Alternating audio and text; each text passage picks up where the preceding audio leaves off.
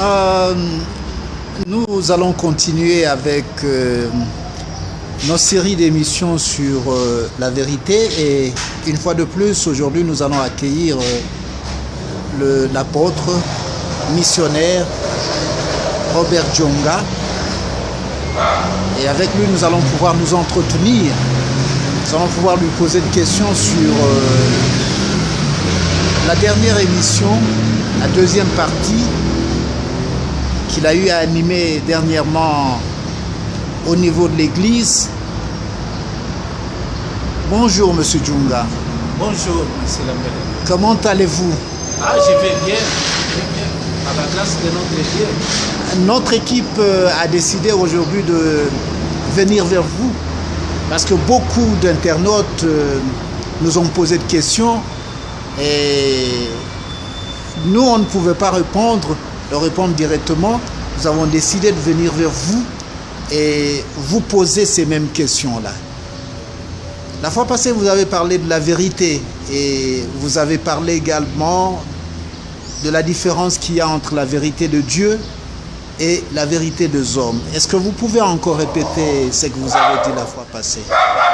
Bon, puisque on a essayé un peu d'évoquer, on a essayé un peu de voir comment est-ce que la vérité s'est glissée au sein des Écritures. Et c'est ça l'erreur. C'est ça. Comment est-ce que les gens, ou bien les pasteurs, ou bien les évangélistes, commencent à faire les erreurs à partir de ces deux vérités.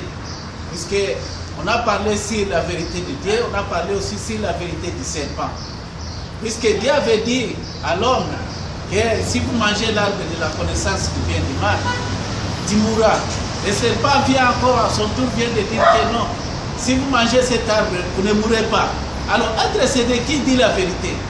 On a vu que après l'homme avoir mangé cet arbre, l'homme était vivant. Et puis il a mis au monde ses enfants. On a vu. Est-ce que réellement Dieu avait dit la vérité? Mais le serpent avait dit non. Si vous mangez cet arbre, vos yeux s'ouvriront. On a vu les yeux de l'autre s'ouvrir. Et on a vu encore Dieu a essayé un peu de confirmer ce que le serpent avait dit. Or, par la Bible dit que non, Dieu ne peut pas parler. Dieu n'est pas un homme pour mentir. Alors on dit que Dieu quelque part a dit la vérité. Le serpent quelque part a dit la vérité.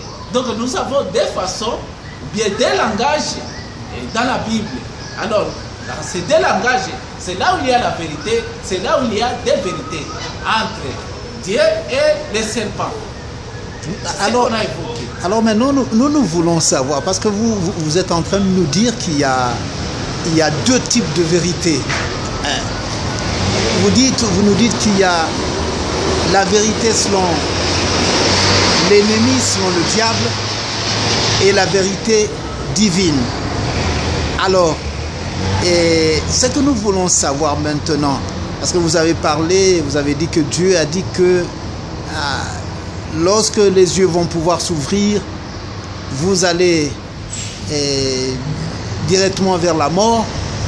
Alors, vous voulez dire que la vérité du diable mène à la mort et la vérité de Dieu mène à la vie? Bon, ce n'est pas tel le cas. Le cas est le problème. Le cas, c'est le problème seulement que les gens sachent.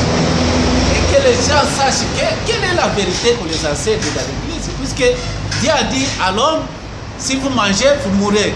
Le serpent a dit à l'homme, si vous mangez, vous ne mourrez pas. Et vos yeux s'ouvriront et vous serez, comme Dieu dit, en connaissance du bien et du mal. Alors, on a vu que pour les serpents, tout était fait. Les yeux de l'homme s'étaient ouverts. Dieu avait confirmé qu'il était, il est devenu comme l'un de nous à la connaissance du bien et du mal. Bon, c'est ça. Alors, notre question se pose sur la vérité. Est-ce que Dieu peut parler? Dieu peut mentir? Non. Le serpent n'a pas menti, il a dit la vérité. Alors c'est cette vérité que nous voulons que les gens sachent. Est-ce que c'est cette vérité qu'on enseigne les disciples de Dieu? C'est cette vérité qu'on enseigne aux églises, puisque Dieu a parlé d'une façon et le serpent a parlé d'une autre façon. Et tout ça, c'est bien écrit dans la Bible. Or, nous disons que la Bible, c'est la vérité. Alors maintenant, il y a un petit peu de confusion là-dessus, parce que vous dites qu'il y a deux types de vérité, la vérité selon le diable et la vérité selon Dieu. On ne comprend... Qu'est-ce qui doit être enseigné en réalité? Ce qui doit être enseigné, c'est la vérité de Dieu. Il faut savoir le langage de Dieu, puisque Dieu n'est pas un homme. C'est pourquoi je peux lire la Bible dans 1 Samuel 16, verset 7. Si je peux lire 1 Samuel 16, verset 7, il dit ceci. Et l'Éternel dit à Samuel, ne prends point garde à son apparence et à la hauteur de sa taille, car je l'ai rejeté. L'Éternel ne considère pas ce que l'homme considère. L'homme regarde à ce qui frappe les yeux, mais l'Éternel regarde au cœur. C'est ça la différence. Puisque Dieu ne considère pas ce que l'homme considère. Alors, l'homme considère ce qui frappe les yeux. L'homme considère ce qui frappe les yeux. C'est pourquoi nous avons dit la fois passée que est-ce qu'on t'enseigne la vérité selon le langage de Dieu? Puisque Dieu n'est pas un homme. Il ne regarde pas comme un homme. Donc si un homme, on lui dit l'arbre, lui il voit l'arbre. Mais Dieu regarde ce qui est à l'intérieur de l'arbre. Si on dit l'eau, l'homme regarde l'eau, ce qui frappe les yeux. Mais Dieu c'est le contraire. Alors c'est ça. Maintenant je comprends, nous comprenons assez bien. Donc la vérité selon le diable, c'est l'apparence, c'est ce que l'on voit. Ça ne va pas dans le fond, c'est superficiel. Et la vérité, selon Dieu, c'est ce qu'il y a dedans, c'est profond. C'est ce que vous voulez nous dire. Bon, c'est ça, puisque la parole de Dieu est très dure. La parole de Dieu, ce n'est pas le discours, puisque les gens enseignent comme les discours. Ils lisent seulement la Bible comme ils lisent, comme c'est écrit l'eau. Lui, il prend l'eau, mais il met dans l'eau. Si c'est écrit le pain, il prend le pain. Si c'est écrit, donc il voit ce qui frappe les yeux. Or, par que dit l'apôtre Paul? Je peux lire un peu. 1 Corinthiens chapitre 2. 1 Corinthiens chapitre 2. Je peux commencer par le verset 4. Puisque les pasteurs, les évangélistes, les apôtres, les enseignants, enseignent et prêchent la parole de Dieu comme les discours. Non, ce n'est pas les discours. Ce que tu lis, et c'est ça. Non, ce n'est pas ça. Il y a la différence entre le langage de Dieu, entre le langage aussi du serpent. C'est le serpent qui voit les discours. C'est le serpent qui voit les discours, qui prêche la parole de Dieu comme discours. Mais Dieu ne prêche pas comme discours. C'est pourquoi l'apôtre Paul dit ceci, 1 Corinthiens chapitre 2, verset 4. Et ma parole et ma prédication ne se reposent pas sur les discours persuasifs de la sagesse, mais sur une démonstration de l'esprit et de sa puissance, afin que votre foi fût fondée non sur la sagesse des hommes, mais sur la puissance de Dieu. Cependant, c'est une sagesse que nous prêchons parmi les parfaits, sagesse qui n'est pas de ces siècles, ni les chefs de ces siècles qui vont être anéantis. Nous prêchons la sagesse de Dieu, mystérieuse et cachée, que Dieu, avant les siècles, avait destinée pour notre gloire. C'est-à-dire que la parole de Dieu n'est pas un discours. Il faut démontrer par l'esprit ce que Dieu voulait dire par là. C'est pourquoi la Bible dit que c'est poussé par le Saint-Esprit que les hommes ont parlé de la part de Dieu. Ce n'est pas le discours. Donc je comprends très bien. Là, vous êtes en train d'introduire une autre notion. Vous parlez maintenant de la sagesse. Donc, selon vous, selon la parole de Dieu, en référence à la parole de Dieu, vous dites qu'il y a la sagesse des hommes et la sagesse de Dieu. Donc, la sagesse des hommes, elle porte sur les paroles, sur les discours, sur de beaux discours, sur de beaux discours, et la parole de Dieu, et la sagesse de Dieu, pardon, elle est plus basée sur la puissance même de Dieu. Hein? C'est ce que vous voulez dire? Bon, c'est ça, puisque la sagesse, à partir de la sagesse, qu'on peut connaître la vérité. Si tu es dans un problème, les deux gens sont là-bas. Si vous voulez savoir la vérité entre un problème qui se pose entre deux problèmes, il faut avoir la sagesse.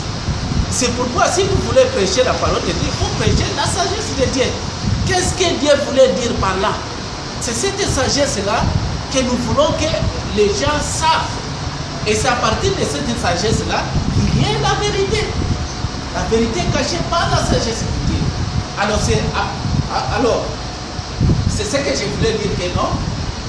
L'apôtre Paul dit que lui, il ne prêche pas la sagesse des hommes. Il prêche la sagesse de Dieu. C'est ça la différence. C'est pourquoi les hommes voient l'apparence, ce qui frappe les yeux, ce qui est visible, mais Dieu voit ce qui est invisible. C'est pourquoi Deutéronome 29 dit ceci. Deutéronome 29 dit ceci.